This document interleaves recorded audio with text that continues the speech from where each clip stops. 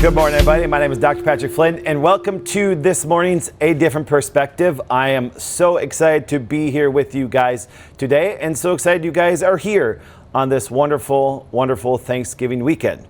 First of all, I hope everybody had a wonderful Thanksgiving, and I want to thank all of my team that's actually here on the weekend. We also have a special doctor that has come up to visit us over this weekend, and we're going to bring him on at the end after our wonderful discussion. And once again, I want to thank you for all you guys that consistently share all the, your personal stories and also all of your questions, because believe it or not, if you ask my media team, I had a different topic scheduled for this one, but I thought it was time to bring on something a little bit different. And the reason why is because clinically, everything I do as a video, I'm always trying to take it so you can actually apply it to your life. Well, this has been coming up so much, and I have a deep story with this. And obviously our topic today is potassium. And I said, Doc, if I look at all your videos, you have never just taught on one specific mineral. Well, no. I can honestly tell you that I've had some of my other docs teach on things like sodium, salt, and things like that because of the misunderstanding of it. But today, I'm going to get into great detail about this and as I called it, the untold story. All right. Now, the one thing why it's an untold story, because here's what happens. I have a deep, close, personal story of frustration, and it relates to this. So what we're going to do today, we're going to have a wonderful time. I'm going to share some personal things with you. I'm also going to share some clinical eye-opening moments for you guys. And if you noticed in a lot of the videos over the last couple months, I've really talked about my evolution from actually graduation to shortly into practice, sharing the concepts of hormones and everything like that. But this story of frustration starts just 1 year ago, pretty much on the date. 1 year ago today, for example, I was on my way to Hawaii, and we did a great family vacation for 2 weeks there. But let's step back and let's kind of lead into the story of what really happened and why this led to today. And actually, it's changed some of the direction of some of the things I look at clinically. And I say, Doc, that was only a year ago. You're right. Because once again, as you look at it from a different perspective, when you see things a little different way, it will change a little bit of a clinical outcome. Now, so what was my frustrating story? Well, this is a personal story. This is me. So over the years, what I had noticed and something that was going on with me is obviously, I was actually on a regular basis, as people know, I was actually just doing my normal things as far as like working out and things like that. And I noticed that I fatigued quite easily. I knew that my muscles fatigued quite easier than they normally did. And of course, once again, I'm not a person when it comes to aging. So I started to say, listen, I'm going to run a bunch of tests on me. So I ran, obviously, number one, obviously testosterone. And no joke, my testosterone was jacked up. It's higher than it had ever been in my life. So at this time, I'm 44, now I'm obviously 45. But last November this time, I'm 44 years old. I get my testosterone back. It's like 829. And I'm like, okay, why do I feel like that I'm losing strength? Why do I feel that my muscles have atrophied a little bit? Why is it, and this was the biggest thing where I noticed, is we built a new house, and all of a sudden, obviously, we had higher ceilings, so our stairs, we had a couple more stairs. Next thing you know, I'm going up the stairs, and I'm not joking with you. By the time I got to my top of my stairs, my legs felt a little fatigued. And I'm like, what the heck? I'm like, just was frustrating me all the heck. Then on top of it, for some reason, once again, obviously I'm very public about how I eat and what I eat and stuff like that. And it was like kind of funny because then all of a sudden I'm like, man, I just can't get rid of a certain amount of weight. It just won't change. And I'm like going metabolically, I'm looking at my thyroid, guess what happened? Boom, clear. So I did my thyroid hormones, the blood work that way. Perfect, everything. So I was like, all right, cool. There's multiple factors. So I did a bunch of, I redid my food tests. Once again, allergies didn't change much and stuff like that. So I was like, okay, cool. But there was a couple new things that popped up, but I avoid them. And the continue of frustration, but I know it sounds funny. The biggest thing that was actually bothering me was actually the fatigue, the soreness that happened in my legs when I got up the top of the stairs. And it felt like I had decreased energy. I slept, I got up, I was jacked up early in the morning. And so all of a sudden I'm like going, And then one day, Dr. Andrew McGuire was teaching one of our docs in obviously Mequon. who actually is obsessed with salt and one of our major electrolytes. And so he was talking about some things that way, and I was like, okay, cool. And all of a sudden I'm saying, listen, maybe I'm a little electrolyte deficient. So what I did was I downloaded a ton of YouTube videos just on electrolytes. I downloaded a bunch of articles because I had 13 hours on a plane. So all of a sudden, I get on the plane, I start reading the articles, and I start going through some things. I'm reading about different minerals. I'm like, nah, my salt's good, all my things in my labs are good. So at this time, I've run a CBC, and my sodium potassium ratio was good. My sodium was great. All of a sudden, I looked at, I did my homocysteine for my B vitamins. I did some other homotranstate for my other Bs. And so I was looking for all possible deficiencies that way. Once again, blood tests, everything, all normal. So I'm sitting there reading more and reading more. I'm like, okay, nothing's really clicking. And all of a sudden I started to watch some YouTube videos. Nothing's really clicking. And then I get to the scientist, once again, that started to talk about potassium. And he talked about, and literally I'm sitting there and I'm flying. I remember this. I'm flying to Denver. And I'm sitting on the plane. Faith, literally, she was sitting next to me, and I had Felicity, and I had Chrissy and the other girls on her side. And Faith literally fell asleep on my shoulder. And all of a sudden, I'm just kind of listening to him, and I'm kind of getting bored because obviously he wasn't saying anything that was really key that I haven't known already. But then he says something. He goes, yeah, and he goes, and if you notice that you're getting fatigued as you walk up the stairs, you probably have a potassium deficiency. And I literally jumped up. I literally was like this, and I popped up. And I remember it so vividly because Faith's like, what? She got a little startled because we were on the plane. I'm like, oh, sorry, honey. And then all of a sudden I'm like, okay. So I started to page through some of the articles I downloaded, including potassium and all the 16 essential minerals that way. And then I started to really focus on potassium. Then I actually, once again, had a bunch of YouTube videos. So then we go to land in Denver. And I'm like, okay, I'm intrigued now because now I'm like, okay, I want to know what this guy is saying about that way. And I want to read the other information about it. So I started to actually get deep into it. And I want to show you, for example, what they're teaching about potassium and what they're not. And then I want to show you the clinical outcome that came from it that way. And then I want to show you a very different perspective. Because something that I'm going to tell you something very shortly that is going to totally blow your mind that you've never, ever, in any video that I've ever done, have ever heard me say. When Mark walked in today, I said, Mark, what I'm going to tell you, you've never heard me teach. But the idea is this, and I guarantee not one of you guys, unless you're one of our clinical doctors, have ever heard me teach this, but it's very different. That it's going to blow away some of the concepts I've taught you before. So here we go. So I said, okay, what is everybody saying about potassium? Well, they kind of talk about the basics of it this way. This is how potassium, as one of our essential minerals, is actually portrayed out there. To give you an idea, once again, it's one of our essential minerals. What does essential mean? That means you have to eat it. Because why? As you can see over here, it's not well stored in the body. That means your RDA, once again, your daily recommended amount, all right, is actually have to be consumed mostly through that day in order to be sufficient in potassium.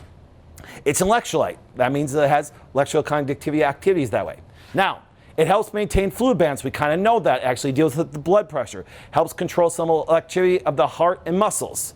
Well, it's kind of known as if you got kind of cramps, eat a banana, potassium. So these are the kind of basics, but I'm like, this doesn't really answer to me why actually I would have muscle fatigue, especially going upstairs, because I'm sitting there going, well, my muscles aren't in spasm, they're just a little tighter on there.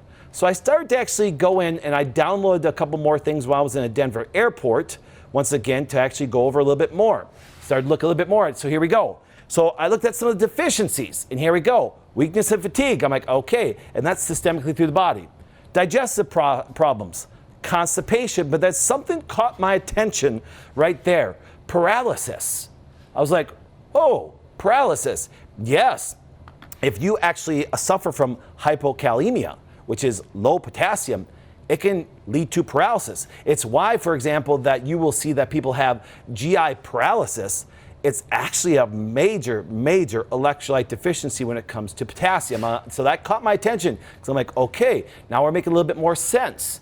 Now, heart palpitations. I'm like, then come to find out that potassium is really involved within the AV nodes of the heart. So I'm like, okay, we're getting a little bit more. So how they teach the basics they really don't teach the basics on what it does physiologically. They teach more of what happens when there's a deficiency, all right? Tingling and numbness, because here, potassium and B1 are very connected. And what I found out was that a high sugar diet actually will deplete your potassium and also deplete your B1. So I was like, oh my goodness. So if you're on a very high dominant, high carbohydrate diet, you're gonna deplete your potassium, even if you're not eating the amounted recommended daily amounts. Mood changes, brain fog, slow thought. I'm like, what? How is this adding up going? How do we go from that it's just a basic electrolyte that it's one of the major causes of brain fog? I'm gonna show you how. So now, and then also it hit me, there it was. Muscle cramps, aches and spasms, fatigue going upstairs. And I'm like, now you caught my idea, my attention, because I'm like going, what was leading to that fatigue going up that way? And I said, well, if there's a deficiency, I thought by the way I eat, because I only eat organic. Now, yes, I've always been honest with you guys. I do like my sugar. And what I mean by sugar, I love my organic potatoes, my organic rice. I'll eat some, I'll have a gluten-free cupcake. I'll do other things the right that way. But I do consume too much sugar.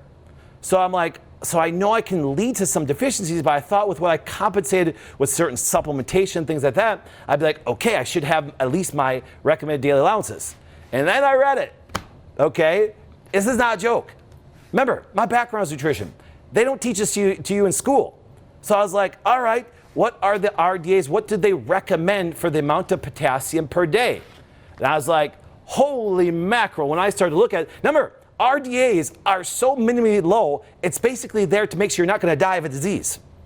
Think about that. That's like when they say 125 milligrams of iodine for the thyroid. That's like a basic low so you don't get a goiter. You need almost 6 milligrams. I mean, micrograms when they say 125 micrograms, you need almost 6 milligrams when you actually have your thyroid to work on a daily basis. Their RDAs are almost 4,000% lower than what's recommended from the RDAs. Now, look at this. An adequate intake recommendation of potassium is 4,700 milligrams per day for adults. Most adults do not meet the recommendations. Get this. The World Health Organization says that there should be a minimally of 3,100. That's the bare bones 3,100.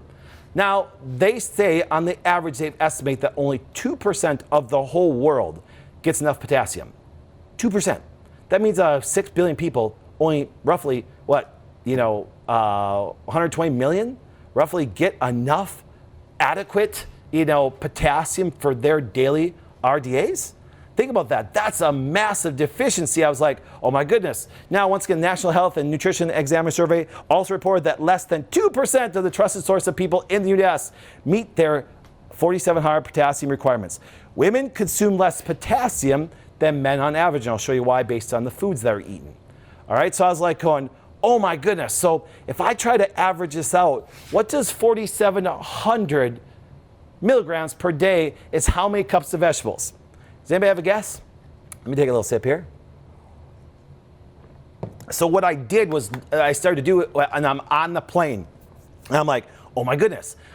So I'm on the plane and I'm like going, so then no joke. I'm on the plane, I'm like, man, I'm take off from Denver and I'm like, oh my goodness, I don't know how much 4,700 milligrams of potassium is. So before we crossed the threshold of going over the ocean, I hurried up and I literally bought internet access before we jumped over that way, before I lost it. And I started to download all the high potassium based foods. And guess how many roughly, and I'm going to show you why there's such a wide range of how much you need. But the average person, just to get potassium, now I'm not talking all the rest of the meals, I'm just talking potassium, you need on an average of 5 cups of vegetables per day based on what you eat. 5 if it's more of the extreme high ones, 12 if it's actually just your basic ones that most people eat on the standard American diet. I'm just talking with some salads. You need almost 12 cups of vegetables.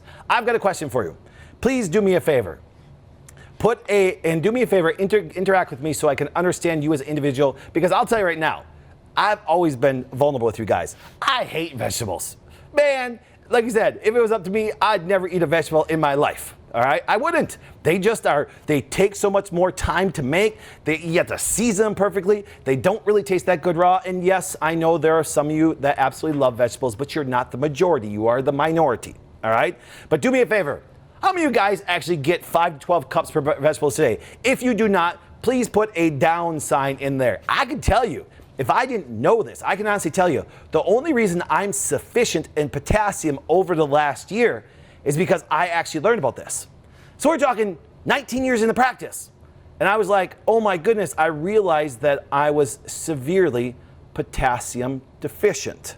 Severely potassium deficient to the point where I started to understand what it really does as one of our major minerals, one of our major electrolytes. But think about this.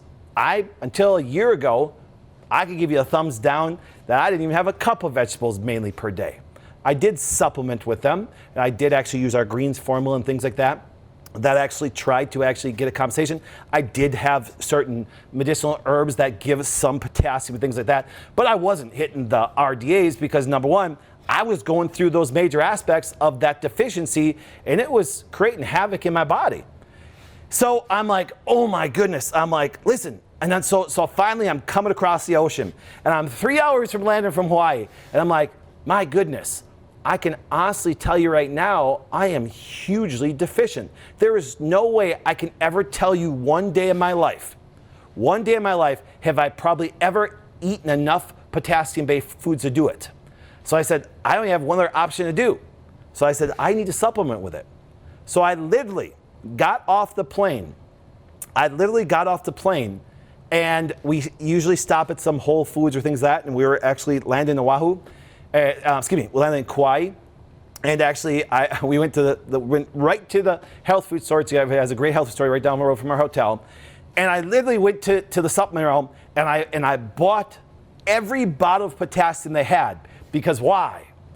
Because the majority of potassium supplements out there actually only have about 50 milligrams per pill. If you're lucky, you can find one with 99. So all of a sudden I'm like, darn, so I grabbed them. I literally grabbed four of them off the shelf. Why? Because guess what? I was gonna be there for roughly 2 weeks in Hawaii, and there was only 50 milligram pills, and there was only like 60 per bottle. So all of a sudden, what did I do? Okay, so I grabbed my wonderful lunch that was there, and I took, now imagine this. Just to even get 1,000 milligrams, I'd take 20 pills. I took all 60 pills at that lunch at that time. Not a joke. Ask my wife. I'm like, God, I'm just pounding it down. I'm like, I'm drinking water. I think I was so full from just the supplementation alone. And I literally took that whole bottle, 60 pills that day, all right? On top of the things that I decided to eat at the health food store, non-potassium-based foods, which I'll show you some of the things that are very high in it. So, what happened? Okay, well, anyways, I actually, let me give you an example happened that night. Well, all of a sudden, I do sleep well. I don't sleep as much as I normally do, but I sleep well. And all of a sudden, man, at night time came, I zonked, and a lot of times I wake up through the night. Dude, I'm telling you, I fell asleep and I woke up 6 hours later and I never woke up once. And I was like, I woke up so darn refreshed, it was ridiculous. I've never had a problem with my bowels, but bowels were very smooth and stuff like that. And I was like, oh my goodness, so I got a little bit more obsessed. So I started to go in a little bit more detail.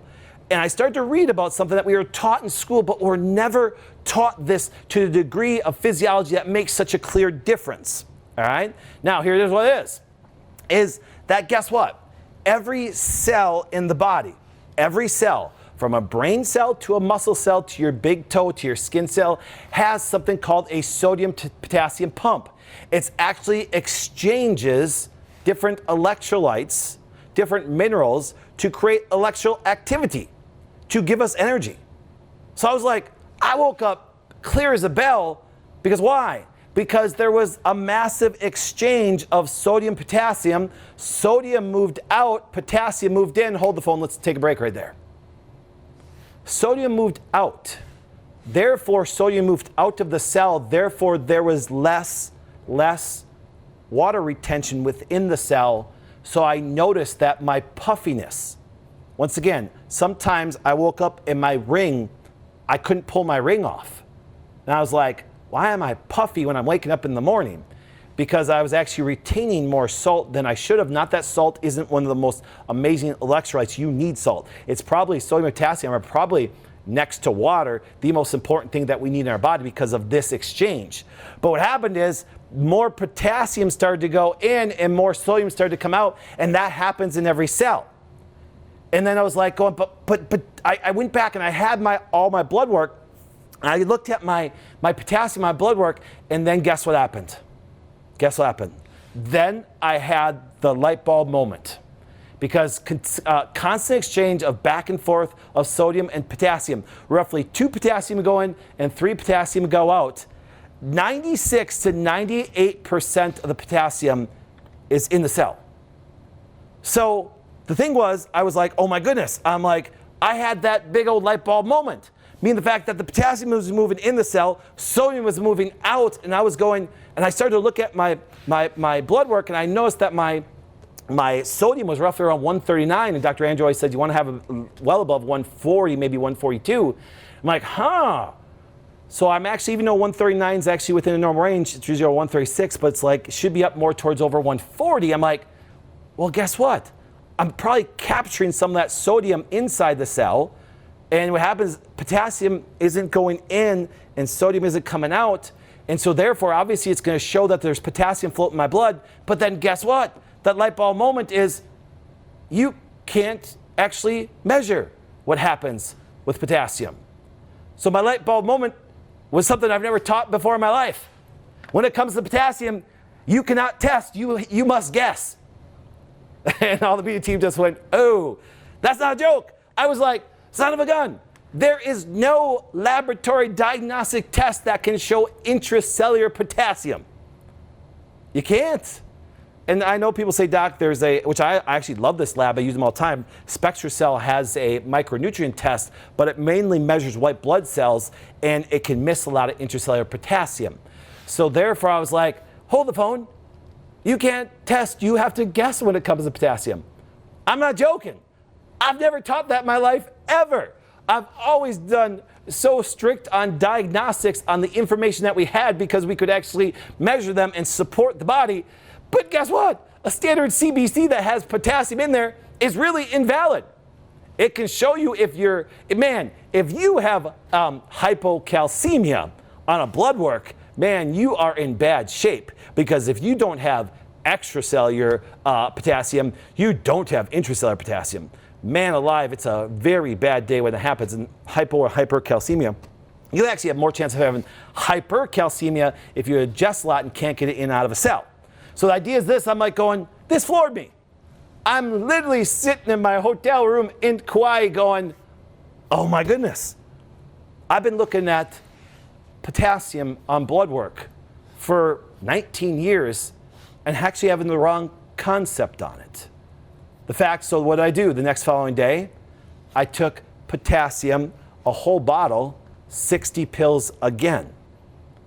Then it was interesting because I started to notice that my muscle fatigue started to actually go away. Something happened that totally blew my mind away. Ask my wife this. I used to once in a while wake up because actually when I was in Hawaii the year before, I decided that I was going to act like I was 18 again, and we decided to boogie board, and we hit the waves, and I got bent backwards, and oh, I felt the pain. And that pain stayed with me for almost a year, where I even went to a bunch of our docs to actually get adjusted and change it, and believe it or not, it gave me a little bit of relief. But guess what happened? The nerves wouldn't calm down. And I can tell you that first night I took it and the second night I took it, I woke up and I looked at Christy and I said, that pain is gone. And she's like, what? Because when I'd move at night, sometimes it would stab and I was like, oh, and it'd wake me up. And it was gone. So I slept deeper. I also, for example, was actually in a situation where that nerve pain disappeared overnight. And usually that's kind of interesting. And I believe the reason why it changed overnight on me compared to do it to other people that way, because I do everything else right. I make sure all my levels of testosterone, all the things that are perfect. I don't touch inflammatory foods. I don't touch my food allergies. So when I started to give sufficiency of something I was massively depleted on, my body just said, hey, I could take this and repair as quickly as possible. So then guess what? The third day came along, and I took 60 pills again because I was trying to get at least 3,000 on top of what I was eating in Hawaii itself. But then something interesting happened. My puffiness went down, but then it was quite crazy. All of a sudden, the next thing you knew, something that has been frustrating me for a while because the way I eat, and yes, I always blamed it that I just liked my carbohydrates, more of my grain-based ones like potatoes and rice that way. I couldn't shed some weight that I was like, why is this not going away? Why is it that, for example, that I don't feel non-energetic, even though now my energy level is starting to skyrocket and I never thought I had bad energy in the first place.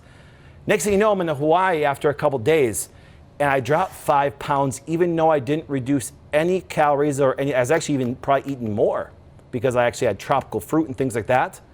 And next thing you know, I'm like going, hey, I just lost weight. I found a scale down at a gym. I'm like going, I just lost 5 pounds in 4 days. How did that happen? And then over the next, believe it or not, 6 weeks, I dropped 30 pounds. And I'll show you why. So it was like, because I found a major deficiency that I was going through, all based on potassium. Now, this is my body. Please do me a favor. Do not run out and take 60 pills of freaking, potassium that way, because my body is not your body. I'm just explaining but I've been seeing this clinically a lot with a lot of our patients from all over the offices that way. Now, so I'm just like, I have to go around and tell now all my docs that we don't test, we guess. As you know, our catchphrase, we don't guess, we test. I just sit there and go, docs, guess what? And I shared with them that the scientific basis for what we do now, for example, cannot be measured. We have to base it on each individual and watching their other physiological responses that happen past the point of taking something and getting potassium in their body. And guess what happened? We started to notice some major changes in a lot of clinical things that we didn't before. All right, and it was kind of cool because I was like going, we started to know that these things started changing. I called actually one of my docs that her husband was actually suffering from some fatty liver, and I said, hey, listen, here's what I'm gonna do. And guess what happened? It started to change. We're going, oh man, I went to Doc Jason, and I went to all these people, and I was like, oh my goodness. Remember, that only happened a year ago, guys. Now, why do I bring that up? I bring it up because, once again, once you understand the physiology of the body and how it works, I wish there was tools that could measure everything. There is not. That's why when people say this, when doctors, and I hate to pick on the medical profession, but they're so about it, when they act like they know everything and they act like this is fact, be careful on that. Be careful on that. Because we don't have technology that measures everything. That's why sometimes there's new discoveries. So that's why when we do our stuff in labs, we're in constant support to the body. I'm going to do a video on showing you the difference of thinking and the thinking. Because once again, think of it this way. I'll show you why they freak out about potassium, because most doctors are so against people taking potassium because they are unknown about this, because they don't understand intracellular potassium. They don't understand the need for it in the body. And then there's actually one procedure that they do that can actually, if it's taken too much, can actually cause damage. So I was like, all right, so let's kind of see this. Let's kind of see what potassium really does for the body. Well, let's review it a little bit. It creates the electrical source of all nerves. Guess what happens? I know they call it a Assailing potassium pump, but really what it's doing is creating energy to actually conduct nerves. That's why all of a sudden I was like, man, I can think clearer. I was like, man, I felt so darn sharp. And I was like, I woke up crisp as can be. And I'm like, now why? Because when that action potential crosses that sodium potassium pump, there is electricity produced. And guess what happens? Almost 20 to 30% of all APT usage and stuff comes from that electrical activity that way. So it's kind of interesting. So that pump is so important, and it's important in every cell. That's why when people tell you that sodium bad, sodium's not bad. The reason why sodium's bad is the same thing that happened to me. I was holding sodium because I was potassium deficient, so there wasn't a 4-to-1 balance. There needs to be a 4-to-1 balance of potassium compared to actually sodium. And most people can get sodium very easily, and a lot of them get processed bad sodium, but a lot of people actually even get good healthy sodium from Celtic sea salt and that. But if you don't have the potassium to make it balance out that way, myself included, I was using the best salt on the planet, but I was actually still puffy. And next thing you know, the puffiness all went away. And Durang, some of the weight I know I lost, in that 5 pounds in that first couple days was just dumping water weight. Because I actually felt more flexible and I was less tight than I was before. My face started to actually get a little skinnier. My eyes weren't as puffy. I didn't have as many dark things under my eyes that way because the puffiness was changing, all because of some potassium deficiency. Influence of the heart. Ooh, man, this thing has a major influence on the heart. Not just from, everybody thinks that potassium is going to be very relaxing to the heart. No, that's not true. Potassium channels and the SA node and the role in heart control. So there's significant amount what I pulled up, and actually what I did is I started pulling up articles, once again, 2018, and it was 2018 when I did this. Not only the fact is potassium great for the cardiovascular aspect of the muscles of the heart, it's actually in very controlled SA node itself. That means the nodes, the electroactivity of your heart is dictated a lot by potassium and being sufficient. So imagine that. So imagine I had muscle weakness. So imagine what it did to my cardiovascular aspect, because once again, if you're deficient in one tissue, you're going to be probably deficient in all tissues. What else goes on? Number 3, reduces death rate by 49% when it comes to ischemic heart attacks. Look at this, the association of sodium-potassium pump intake with left ventricle mass. They reduce coronary artery risk development in young adults. So we're talking, look at the amount of cardiovascular, it's still the #1 killer. Now, we know that less than 2% of the people get sufficient potassium, and women even less. How is it that women have so much heart disease when usually most women are estrogen dominant, which is cardioprotective? Because they're electrolyte, they're mineral deficient. Ladies, you will use it significantly just on stress alone, because under high stress, you will dump a lot of potassium. You'll dump a lot of potassium. That's why you puff up a lot, because you'll hold more sodium that happens, and you'll dump your potassium during high levels of stress. So under high levels of stress, the 4,700 is not even sufficient. So people say, Doc, you're eating and you're still taking 3,000 milligrams a day. Yeah, because RDAs are the basic bottom line that you want to get to. So I'm trying to get almost 5,000, if not more like 6,000 milligrams of potassium per day. All right, because what happens, it reduces the massive reduce of heart disease.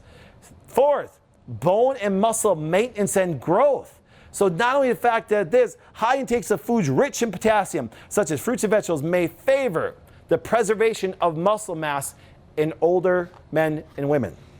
I actually felt, no joke, like I was starting to atrophy a little bit. I can honestly tell you that I am 10 times stronger than I was 1 year ago. I have dropped probably close to 40 pounds with barely trying. It's not a joke. All I have to do is increase my potassium-based foods, cut down my sugar, and guess what happens? Because sugar competes and actually depletes your potassium and B1. So right now, I'm on day 21 of not touching any sugar. Not one bit. You say, Doc, no fruit? Nope. Doc, no potatoes, organic potatoes? Nope. No sweet potatoes? No rice? No organic gluten-free bread? No cupcake that's made all organically with gluten-free stuff? Nope, nope, nope, but nope. And then I started to increase my potassium a little bit more, supplementation-wise, and just increasing my high potassium-based foods. And no joke, I think I dropped another 11 pounds in the last 21 days. And it's kind of neat. Now, why? Just because, once again, I don't care who you are. You're always going to be more attracted to the carbohydrates that are more sugar-based than actually your greens, which are sugars. They're just a different form of sugar, which makes it less to change your blood sugar. So the idea is this. So I force myself. I say, okay, listen, I'm actually going to do for the next 3 months, I'm not going to touch any sugar until I go to Hawaii again. Okay, so I'm going to be this way till February 3rd. That means no fruit or anything. Okay, now, because now, and that, no joke, and I see that, I can honestly tell also that I'm having some muscle strengthening, and I feel more energetic. Not that I even feel under-energetic, but I actually can tell the difference. So now, as we look, what else we got going on with this? Fatty liver and weight. That was the biggest thing. That's the part that I think is one of the major missing keys in a lot of people's weight ventures. Because now why? Now, please do me a favor. Do not go out and buy a bunch of potassium and try to do this based on, once again, get your blood work done, do this right. Because once again, now you say, well, doc, you can't really measure it. No, but you can watch some of the extracellular potassium, and you got to do it slow. I'm a little bit more extreme. If I actually take potassium myself and something goes up, I can know how to change my body. I know how to react to it that way, because here's what happened.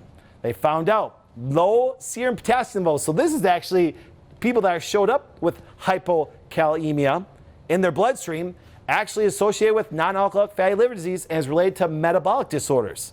So you can't process sugar. Low serum potassium significantly associated with non-alcoholic fatty liver in middle-aged and elderly men. So not only is it a big contributor to cardiovascular conditions, it also is a very big contributor to fatty liver, which is one of the biggest things that we suffer. It's why alcoholics actually have extremely low potassium, because the sugar competes with it, and now you actually have a massive form of fatty liver, which now leads to actually some chronic illness, especially in alcoholics. All right? So there's some major factors that do this. So doc, so what are, now that we can't test, we need to guess, here's what I'll tell you. Potassium is not stored well in the body, but it would be virtually impossible. I'm not saying it can't. There are some circumstances. I'm going to go over those. It'd be virtually impossible to eat your potassium-based foods and get too much of it.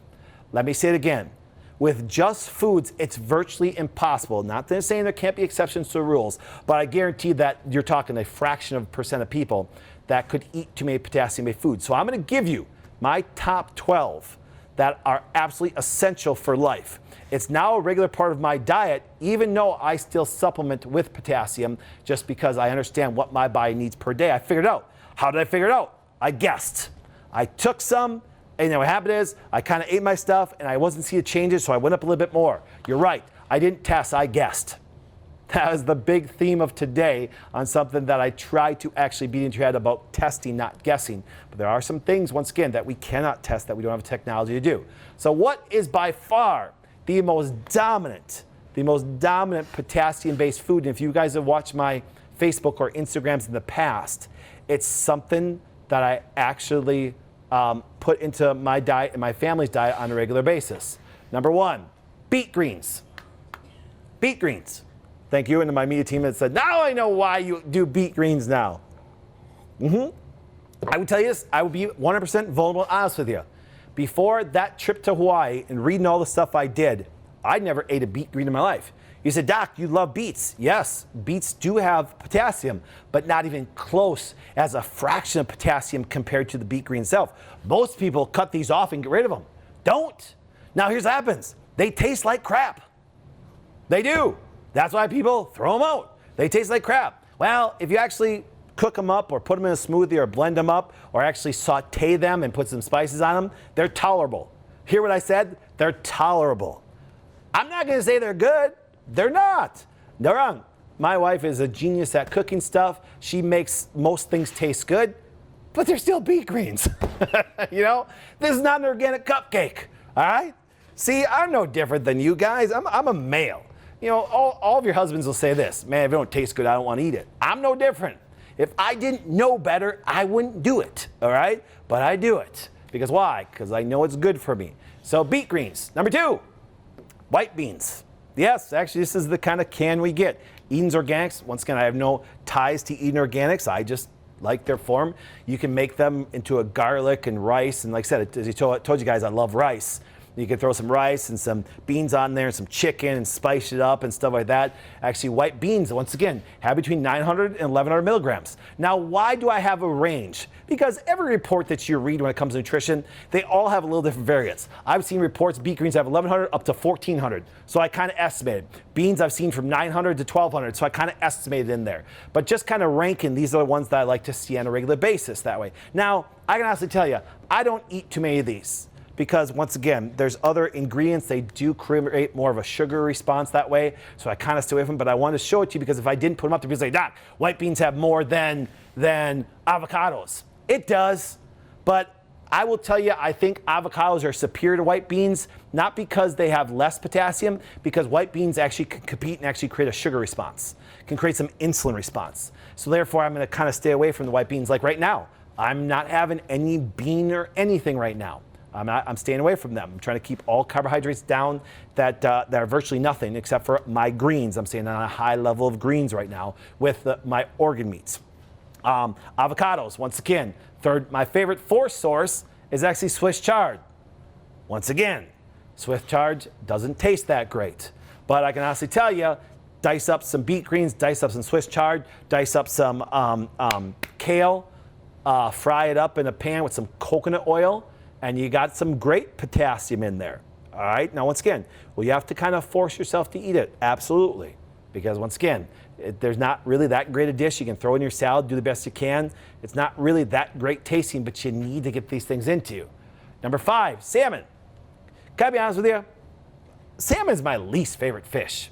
I love walleye and perch and all the good panfish that way. I don't really care for salmon that much. But salmon does have a significant amount of potassium, between 600 and 700. Now you got to worry about this, obviously. If it's not a good source of salmon, you got to worry about heavy metals and things like that. So I'm going to try to actually put things in there that are mainly plant-based.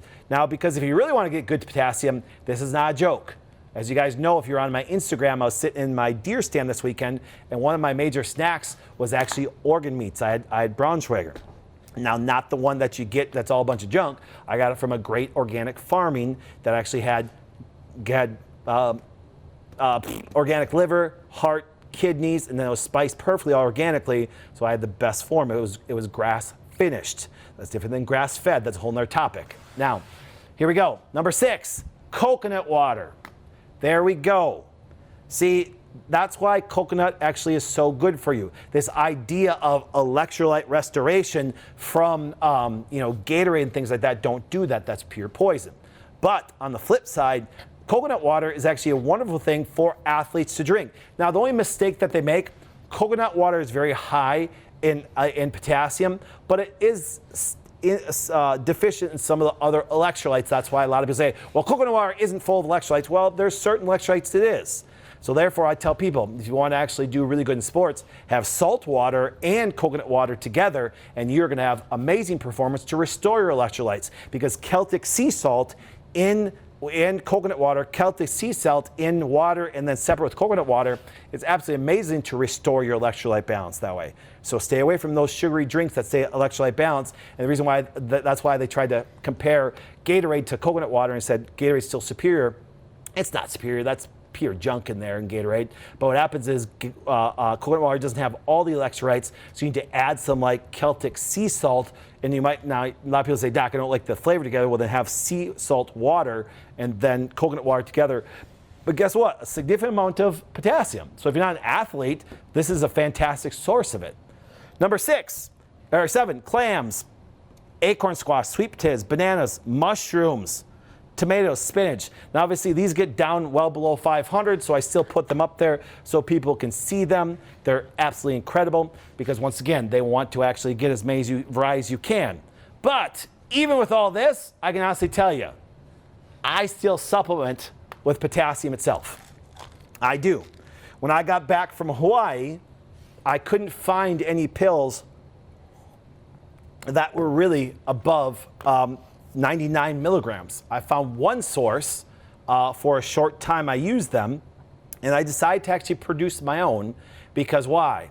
Because they didn't give enough milligrams, and even the supplement company that I worked with said, Doc, it's going to be very hard for us to put that many milligrams into a pill. I said, why? It's just a pill form. They said, no. They said the FDA might be a little rough on you because you put 250 milligrams in a pill, and they don't like that because why? Because medical doctors they fear potassium. They do. Do you know why? Because of all the kidney disease. Once again, if you have very high chronic kidney disease or you actually are on dialysis, you can't supplement with potassium. You can't because your body will have a hard time ridding it. And therefore, you'll end up with hyperkalemia, and it can be deadly. Now, why do doctors fear potassium so much? Number one, they're usually given some form of medication that inhibits, like an ACE inhibitor, like things that, for example, with blood pressure medication, they'll actually do things to change your blood pressure. If it's not a diuretic, diuretics, guys, deplete your potassium. diuretics cause, so if you're on a blood pressure medication that is a diuretic, you're going to find out that you're so depleted in potassium, it gets rid of it. And that's why you're so potassium deficient. You're probably going through symptoms. That's why if you look at some of the potassium deficiency symptoms and diuretics, they're very close to each other. Because why? Because it's dumping out your potassium, and you're going to be very deficient. It's going to lead to a lot of problems. It's one of the reasons why you actually have high blood pressure problems in the first place, is because that sodium potassium electrolyte balance is off. But ACE inhibitors, you gotta be careful, because ACE inhibitors, you could sometimes end up with hyperkalemia. So they fear it, and the reason why they fear it is this. People don't realize that when you look at the potassium here, you have potassium citrate, all right? Then why is it doctors have such a problem with it, especially when it comes to the heart? Because a lot of people don't realize that they give you roughly 7,500 milligrams of potassium of lethal injection to kill people. That's when you see people say they die by a lethal injection. It's about 7,500 milligrams of potassium chloride. But see, because medical doctors don't understand the differences in potassium, they associate it with the same thing, but they also forget this, because I've had a doctor tell my patient, say, if you take 3,000 milligrams, you're almost close to death. No, actually, if you take, you would have to get up to 14 to 17,000 milligrams of potassium citrate to actually cause a problem. On top of it, during lethal injection, they give you first multiple drugs before they give you potassium chloride to stop your heart. So it has no relationship. There's no relationship between what they're doing there. The majority of problems that come from potassium citrate, even your lower milligrams, come when they're giving you medications, especially for blood pressure, especially ACE inhibitors. So if you're on ACE inhibitor, be careful with it that way. It's not saying you can't take it, but you got to monitor your blood work so you don't end up in hyperkalemia that way. So that's potassium. It's a personal story. I can honestly tell you it's impacted my life. It impacted my life greatly. I actually now, the reason why I produce so many pills, because now I only have to take 12 pills a day. I'll take 6 in the morning, I'll take 6 at night. I sleep better than I've ever slept.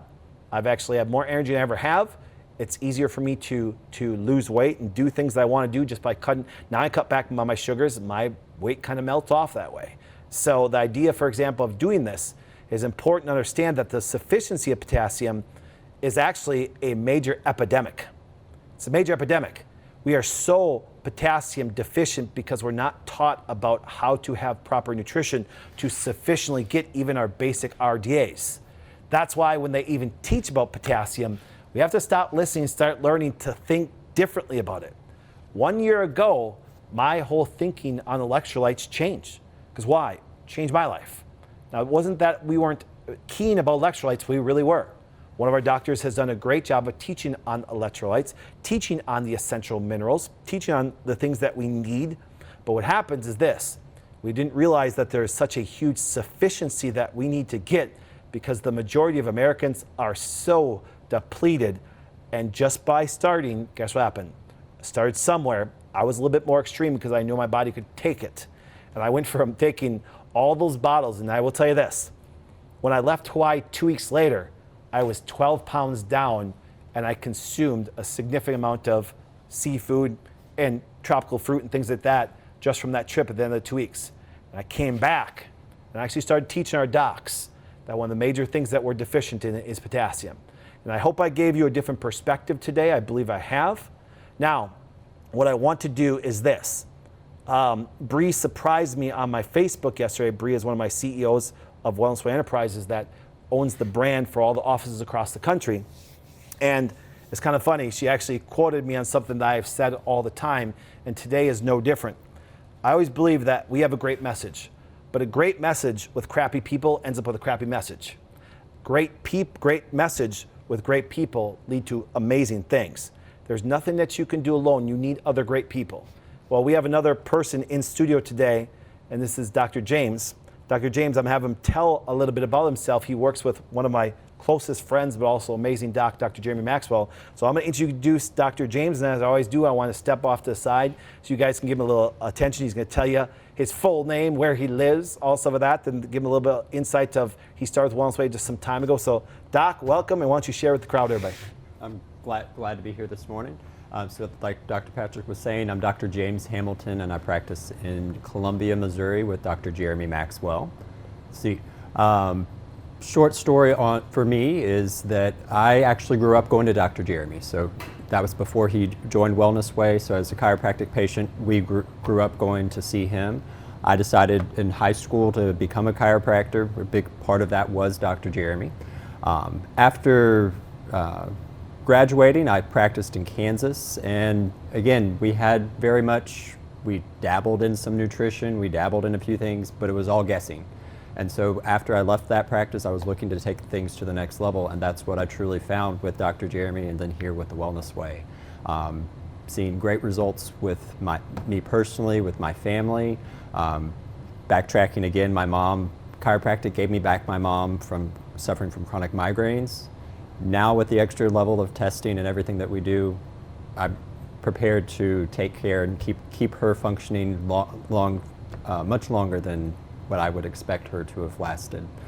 So again, I love the fact that we have the philosophy of we don't guess, we test, and we're able to help our patients take their health to the next level.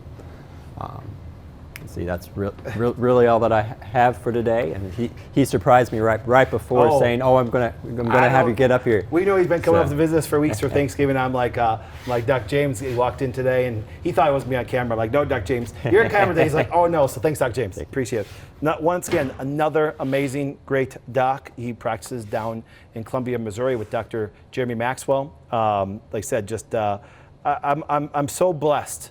Every day, I am thankful. The one thing I want to tell you right now, first of all, I want to say thank you to a wonderful team of people. I am so thankful for all you guys, all of you docs. Guys, listen, the Wellness Way is not an individual. The Wellness Way is not me. The Wellness Way is a group of people that share the same thinking that now can change people's lives. But also the Wellness Way is you guys. For example, there's people like all you guys all over the world that are constantly sharing the message, like Cynthia, like Lindsay, like Cara, like a lot of you out there that I absolutely adore that actually share the message and change people's lives. Do me a favor, please like and share. And if you're not on our Instagram or YouTube, please go and do that. We consistently share great information that changes people's lives. As you know, for example, we are never trying to sell people on anything. We're trying to give people a perspective that they can reason through and look up and actually have great information so they can learn about what to do and start to think differently. That's why a different perspective has to do nothing but to give you a different way of thinking. I will always be vulnerable with you. I will always share my personal stories, but guess what happens? All of our doctors across the world have amazing stories. Please follow them, please like them, please share with them, because once again, I'm thankful for them. I'm thankful for all the great things that happen with this regular basis. Also thankful for my beautiful wife and my awesome kids. Just want to thank you guys for always supporting us. This weekend I'm always thankful, but this weekend is a reflection of we have to give Thanksgiving to the people that have done wonderful things in our lives, and I'm very appreciative of all you guys. So God bless you guys. My name is Dr. Patrick Flynn. Thank you so much today for watching A Different Perspective. God bless. Have a wonderful weekend.